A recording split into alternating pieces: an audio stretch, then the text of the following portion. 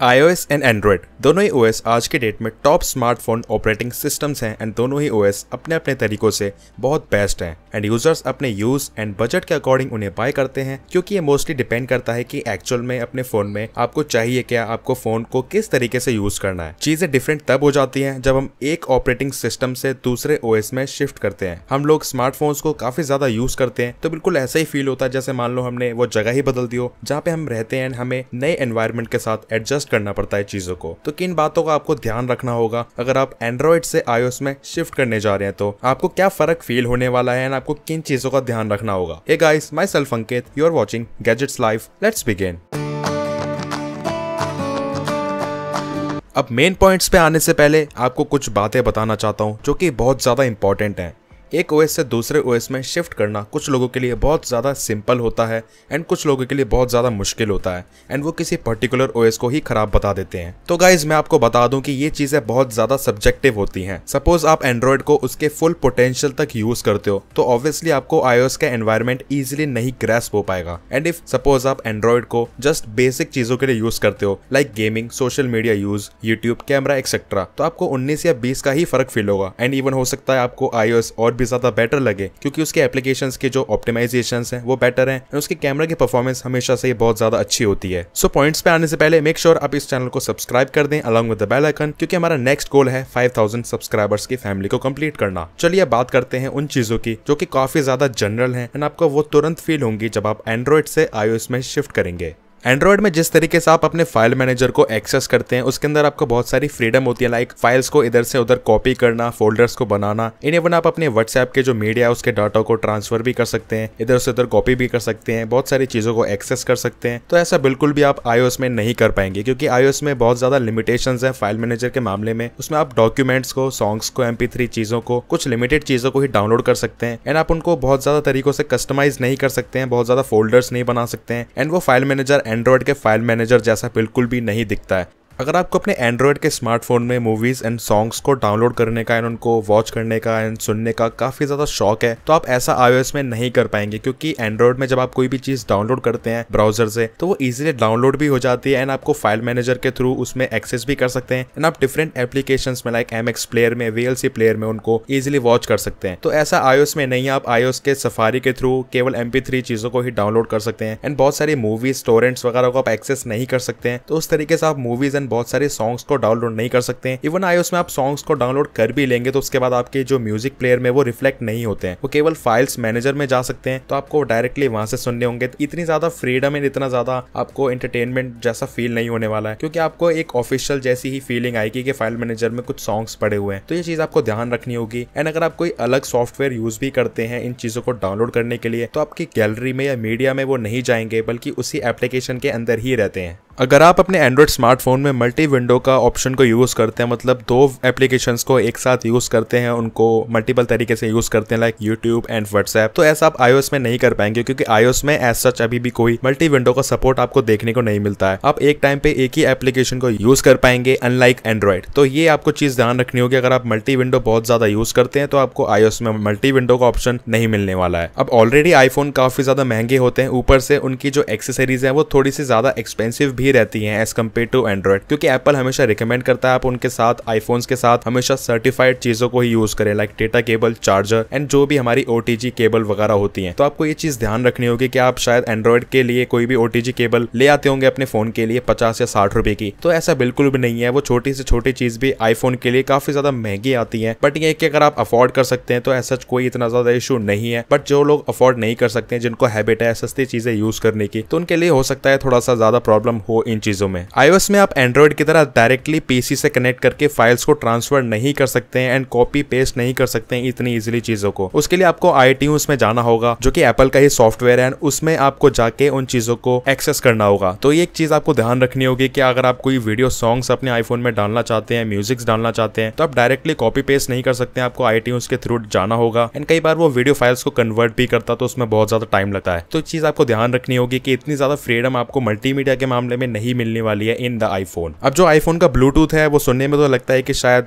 Normal Android की तरह काम करता होगा, बट ऐसा नहीं है। ब्लूटूथ से आप केवल ऑडियो डिवाइसेस को कनेक्ट कर सकते हैं, बट ऐसा नहीं है कि आप इससे अदर एंड्रॉइड स्मार्टफोन्स में कोई भी डाटा को, कोई भी फोटोज को, सॉन्ग्स को ट्रांसफर कर सकते हैं। तो आजकल वैसे ब्लूटूथ से कोई बहुत ज्यादा हम ट्रांसफर नहीं करते हैं चीजों को, बहुत सारी एप्लीकेशंस आ चुकी हैं, बट फिर भी अगर जो लोग करना चाहते हैं, जो लोग करते हैं, तो उनके लिए बता दूं कि ब्लूटूथ के थ्रू आप केवल ऑडियो थिंग्स को ही एक्सेस कर सकते हैं, like Bluetooth earphone, speakers, but आप उसमें एंड्रॉइड स्मार्टफोन्स के जरिए उसमें आईफोन में या फिर आईफोन से एंड्रॉइड स्मार्टफोन में कोई भी डाटा को ट्रांसफर नहीं कर सकते हैं, केवल आईफोन से आईफोन ही ट्रांसफर कर सकते हैं। अगर आपके घर में वाईफाई राउटर है और उसमें कोई पेन ड्राइव लगी हुई है, तो आप नेटवर्क एक्सेस के थ्रू अपनी पेन ड्राइव को एक्सेस करना चाहते हैं आईफोन से, जस्ट लाइक एंड्रॉइड स्मार्टफोन, तो ऐसा बिल्कुल भी नहीं होने वाला है, क्योंकि iOS में आपको एज सच कोई भी बहुत ज्यादा एप्लीकेशंस नहीं देखने को मिलती है। डायरेक्ट फाइल मैनेजर के थ्रू आप उसको एक्सेस नहीं कर सकते हैं, तो उसमें कोई एक दो एप्लीकेशंस ही हैं, वो भी पेड है। तो अगर आप नेटवर्क एक्सेस करना चाहते हैं आईफोन से अपनी पेन ड्राइव या फिर अपनी हार्ड ड्राइव को, तो वो भी आईफोन में इतना इजीली पॉसिबल नहीं होता है लाइक एंड्रॉइड। आईफोन में आपको कोई कस्टम स्किन्स देखने को नहीं मिलती है, कस्टम आइकन्स दिखने को नहीं मिलते हैं लाइक एंड्रॉइड। आप उसको किसी भी तरीके से कस्टमाइज कर सकते हैं, अपनी तरीके से उसको दिखने में बना सकते हैं, तो ऐसा आपको iOS में देखने को नहीं मिलेगा। iOS में कोई लॉन्चर्स भी देखने को नहीं मिलते हैं, तो जिस तरह का लॉन्चर, आइकन, स्किन, यूआई आपको एप्पल प्रोवाइड करता है, आपको उसको ही यूज करना पड़ेगा। हाँ, आप ज्यादा से ज्यादा वॉलपेपर्स को चेंज कर सकते हैं। अब iOS में एंड्रॉइड की तरह इंट्रा एप्लीकेशन सपोर्ट इतना ज्यादा अच्छा नहीं है, या फिर यूं कहूं कि है ही नहीं, क्योंकि अगर आप कोई भी चीज शेयर इट से ट्रांसफर करते हैं किसी आईफोन में, तो आप उस आईफोन में उस चीज को शेयर इट एप्लीकेशन में ही एक्सेस कर पाएंगे। ऐसा नहीं है कि आप शेयर इट से फिर फोटोज में आप उसको डायरेक्टली एक्सेस कर पाएंगे, या फिर आपको उस चीज को डायरेक्टली सेव करना पड़ेगा फोटोज में पहले, उसके बाद वो वहाँ पे रिफ्लेक्ट होगी। या अगर कोई वीडियो है तो वो डायरेक्टली आपके गैलरी में नहीं जाती है, एंड अगर आपको वो चीज शेयर करनी है तो आपको दोबारा से शेयर इट की एप्लीकेशन को ओपन करना पड़ेगा, उसके बाद ही आप उसको शेयर कर पाएंगे।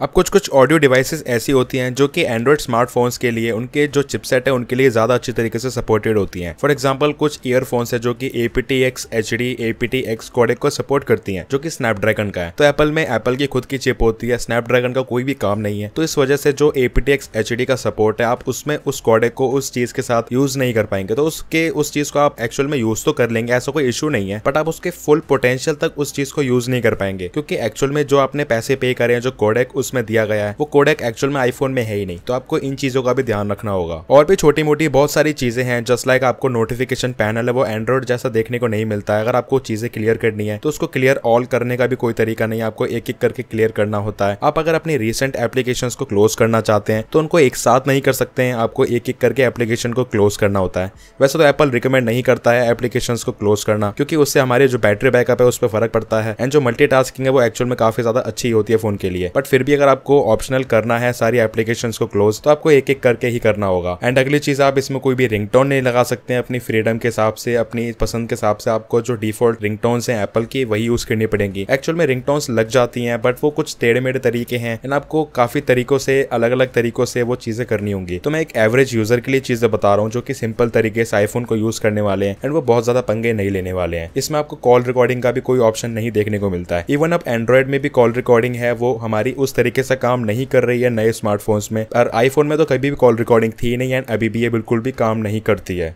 अब ऐसा बिल्कुल भी नहीं है कि इतनी सारी चीज़ें मैंने आपको बताई उसके बाद आपको ऐसा ना लगे कि iOS बहुत ज़्यादा ख़राब है, उसमें फ्रीडम नहीं है, एंड एंड्रॉइड में हम बहुत सारी चीज़ें कर सकते हैं। तो ऐसा बिल्कुल भी नहीं है। iOS की अपनी एक अलग तारीफ है, iOS एक अलग USP पे बेस्ड है, मतलब iOS में जो चीज़ें हैं वो अलग सेगमेंट पे काम करती हैं, एंड वो उसकी वजह से ही बिकता है। ये सारी चीज़ें आपको कहीं ना कहीं iOS में मिसिंग मिलेंगी, बट जो iOS आपको चीज़ें प्रोवाइड करता है शायद वो इन सब चीज़ों से कहीं ज़्यादा ऊपर है। अगर कोई यूज़र अपने फ़ोन में कुछ और ही चाहता है इन सब चीज़ों के अलावा, एंड अगर वो आईफोन को एंड्रॉइड की तरह यूज़ नहीं करने वाला है, लाइक मतलब वो नॉर्मल तरीके से फोन को यूज करता है, social media, Instagram and normal अपनी फोन की अच्छी खासी सिक्योरिटी चाहता है, एंड्रॉइड से iOS में शिफ्ट करने में कोई भी प्रॉब्लम नहीं होने वाली है। फॉर एग्जांपल हमारे जो iOS है उसमें एप्लीकेशंस एंड गेम्स का जो सपोर्ट है वो एंड्रॉइड से हमेशा ज्यादा बेटर रहा है, एंड अभी भी काफी ज्यादा बेटर है। जो हमारी कैमरा की परफॉर्मेंस होती है वो कहीं ना कहीं एंड्रॉइड स्मार्टफोन से ज्यादा अच्छी निकल कर आती है, ज्यादा स्टेबिलिटी एंड ज्यादा रिलायबिलिटी प्रोवाइड करती है। हमारे जो सोशल मीडिया की एप्लीकेशंस है वो बहुत ज्यादा बेहतरीन तरीके से ऑप्टिमाइज ऑप्टिमाइज होती है iOS में। फॉर एग्जांपल इंस्टाग्राम, अगर आप उस पर वीडियो या फोटो अपनी कोई भी पोस्ट करते हैं तो उसकी जो क्वालिटी है वो कहीं ज्यादा अच्छी बेटर क्वालिटी की रहती है as compare to Android smartphones. हमें जो आईफोन में सिक्योरिटी है वो कहीं ज्यादा बेटर देखने को मिलती है। इसमें आप चीजों को इधर से उधर बिल्कुल भी नहीं कर सकते हैं जब तक हमारा यूजर नहीं चाहता है, मतलब जो आपके आईफोन के ओनर है। बैटरी की जो ऑप्टिमाइजेशन है मुझे बहुत ज्यादा बेहतरीन लगी है, मतलब बिना बात का इसमें कोई बैटरी का ड्रेनेज आपको देखने को नहीं मिलेगा, जस्ट लाइक एंड्रॉइड के स्मार्टफोन्स। मैंने एंड्रॉइड के कई स्मार्टफोन्स में बहुत ज्यादा बैटरी ड्रेनेज का इशू देखा है। फॉर एग्जाम्पल अगर मैं रात को फोन को रखता हूँ तो उसकी 7 या 8% बैटरी आराम से गिर जाती है, तो ये काफी ज्यादा शॉकिंग होता है। तो iOS में ऐसा बिल्कुल भी देखने को नहीं मिलता है। इसका जो ऑपरेटिंग सिस्टम है वो बहुत ज्यादा स्मूथ है, रिफाइंड है, यूजर एक्सपीरियंस बहुत ज्यादा अच्छा है। मतलब आपको ऐसा बिल्कुल भी लगने नहीं वाला है कि 120 हर्ट्ज की कोई नीड है, क्योंकि जो रिफाइनमेंट है वो बहुत ज्यादा नेक्स्ट लेवल का है। इसमें आपको कोई भी डिले देखने को नहीं मिलता सॉफ्टवेयर अपडेट्स में। लाइक जिस दिन यूएस में अपडेट आएगी उसी दिन आपको इंडिया में अपडेट देखने को मिल जाएगी। तो ये काफी कमाल की बात है। इसमें आपको कोई भी डर नहीं रहने वाला है कि 3 या 4 साल बाद इसकी परफॉर्मेंस कम हो जाएगी, क्योंकि आईफोन्स की परफॉर्मेंस बहुत ज्यादा स्टेबल रहती है over long period of time. इसमें आपको एप्पल के डिवाइसेस की कनेक्टिविटी बहुत ज्यादा अच्छी देखने को मिलती है। फॉर एग्जाम्पल अगर आपके पास एप्पल वॉच है, अगर आपके पास कोई एयरपॉड्स हैं, तो उनकी इंटरकनेक्टिविटी बहुत ज्यादा अमेजिंग है। एप्पल का इकोसिस्टम बहुत ज्यादा अच्छी तरीके से कनेक्शन बनाता है आपस में, एंड इसीलिए ये जाना जाता है। तो यही थी कुछ बातें। अगर आपको एंड्रॉइड से iOS में शिफ्ट करने का मन है तो आपको इन चीजों का ध्यान रखना होगा। तो इस वीडियो में मैंने बहुत सारी बातें कवर नहीं करी हैं, कंप्लीट चीजें नहीं बताई, क्योंकि वीडियो बहुत ज्यादा लंबा हो जाता। अगर आप और भी चीजें जानना चाहते हैं एंड्रॉइड और iOS में क्या क्या डिफरेंस है, किस OS में क्या डिफरेंस देखने को मिलते हैं, तो आप मुझे कमेंट्स में जरूर बताना। उसके ऊपर मैं अलग से डिटेल्ड वीडियो जरूर बना दूंगा। तो अगर आपको ये वीडियो पसंद आई हो तो इसको प्लीज लाइक कर देना, शेयर कर देना। अगर आप इस चैनल पे नए हैं तो इसको सब्सक्राइब कर देना। अगर आपके कोई कमेंट्स है, कोई डाउट्स है, अगर आप चाहते हैं मैं इस तरीके और भी वीडियो बनाऊं तो प्लीज मुझे कमेंट सेक्शन में बताना। मिलते हैं मेरी नेक्स्ट वीडियो में। Till then take care.